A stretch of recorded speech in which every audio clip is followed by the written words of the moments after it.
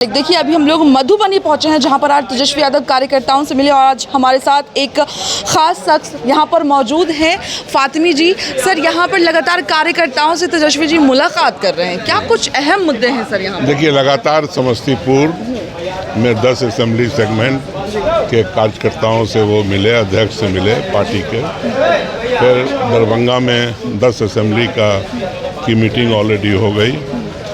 अब आज 5 मधुबनी के 5 असेंबली सेगमेंट के अध्यक्षों से, इम्पोर्टेंट वर्कर से, लीडर से, सबसे उन्होंने मुलाकात की। और ये जो बड़ी खुशी की बात है कि एक पहली कोशिश हो रही है राजनीति में बिहार के अंदर जिसमें डायरेक्ट संवाद, और इसमें 95% जो हमारे अध्यक्ष हैं या ब्लॉक स्तर के नेता हैं, ग्राउंड स्तर के नेता हैं, वो अपनी बात रख रहे हैं। और बात रख करके वो ग्राउंड स्थिति बता रहे हैं, क्योंकि ताकत पूरी है राजद के पास, वोट बैंक है, सब कुछ है, लेकिन रिजल्ट नहीं आ रहा है। तो उसको किस तरह से हासिल किया जाए, इसका प्रयास है इस मीटिंग के ज़रिए। और मेरा अपना ख्याल है कि बहुत सफल ये प्रयोग रहा है अभी तक, और इससे काफ़ी फ़ायदा पार्टी को पहुंचेगा। MY समीकरण यहाँ पे बेहद मजबूत देखा गया है सर। ये पार्टी गरीबों की है, दलितों की है, पिछड़ों की है, अति पिछड़ों की है, ऊंचे समाज के लोगों की है, सबकी है। मैं खुद यहाँ चुनाव लड़ा हूँ और जो वोट हमें मिला उसमें मल्टी कास्ट वोट हमें मिला है, और यह पार्टी सबकी है। किसी एक बिरादरी, किसी एक ज़ात, किसी एक मज़हब की कतई नहीं है।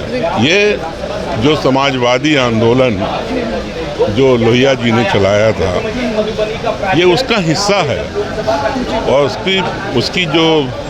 उसके जो थॉट थे या उसके जो विचार थे, उसी को लेकर आगे बढ़ रहे हैं लोग। इसमें सभी वर्ग और क्लास के लोग हैं। एक नाम लेकर के आप बाकी बिरादरियों को अलग मत करिए। ये एक आखिरी सवाल होगी सर, अहम सवाल होगी आपसे। आइंदा मैं आपसे रिक्वेस्ट करूंगा कि ये सब जुमला इस्तेमाल ना किया करें। मैंने ये कहा सर कि यहाँ पर ये देखा गया है कि यहाँ पर आबादी ज़्यादा है और विपक्ष ये इल्ज़ाम लगा रहे हैं कि आखिरकार तेजस्वी यादव को इस तरीके से अचानक से बैठक और छुपा कर बैठक करने की क्या ज़रूरत आन पड़ी? कोई छुपा के बैठक नहीं हो रही है, खुलेआम बैठक हो रही है मैडम, और ऐलानिया हो रही है। इसमें हम अपने जो पंचायत के अध्यक्ष हैं उससे मिल रहे हैं, जो हमारे लोकल लीडर हैं उससे मिल रहे हैं। और ये तो बड़ा मतलब समझता हूँ कि एक डेमोक्रेटिक तरीका है कि आप रूट तक जाइए और उनकी क्या उम्मीदें हैं हमारी पार्टी से, और हमें किस तरह से आगे काम करना चाहिए, चाहे आज हम विपक्ष में हों या कल सरकार में आने वाले हों। तो हमें दोनों के लिए तैयार रहना चाहिए, और उस तैयारी में किन किन चीज़ों को लेके चलना है, इस पे विचार विमर्श हो रहा है। तो इसमें जल्दी या घबराने की तो कोई बात है नहीं। जी। बहुत बहुत शुक्रिया आपका। एक आखिरी सवाल अहम रहेगा सर। लालू यादव जी का एक स्लोगन था, जिसकी जितनी संख्या भारी उसकी उतनी भागीदारी, और लोकसभा में देखा गया कि मात्र 2 सीट मुसलमानों को मिला। क्या इस बार 2025 में कुछ बदलाव होगा? आप लोग ये भी एक भ्रम पैदा कर रही हैं आप लोग। ये सर सवाल है। मेरी बात सुनिए। हम लोग 5 या 6 सीट लड़ा करते थे। हाँ। और इस दफ़ा हम लोग 4 सीट लड़े। ठीक इलेक्शन से थोड़े दिन पहले माननीय अब्दुल बारी सिद्दीकी साहब, जो हमारे 3 मरतबा लोकसभा के उम्मीदवार रहे थे, उन्होंने काउंसिल में जाना पसंद किया, या मेरी पार्टी ने फैसला किया कि इनको काउंसिल भेजा जाए। वो चले गए वहाँ।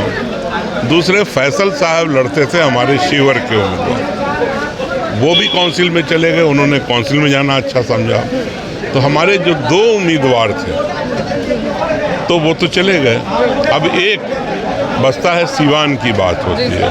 तो सीवान के जो उम्मीदवार होती, उनको ऑफर था हमारी पार्टी की तरफ से, लेकिन उन्होंने इस इलेक्शन को इंडिपेंडेंट लड़ना चाहा तो लड़ लिए वो। और उनको पता चल गया कि भाई हमको मिलजुल ही के काम करना चाहिए। तो ये भ्रम पैदा किया गया कि कम दिया गया, ज़्यादा दिया गया, कुछ नहीं। हम लोग जो है सबको, हर बिरादरी, समाज के हर तबके के लोगों को लेके चलना चाहते हैं और उसमें अक़लियत तो बिल्कुल ही टॉप प्रायोरिटी है। और अगर आपको ये लग रहा है, अगर आपको लग रहा है कि लोकसभा में कुछ कमी हुई है, लोकसभा में कुछ कमी हुई है, तो उसकी पूर्ति जो है एमएलए के चुनाव में कर दी जाएगी। आप घबराइए नहीं, जितना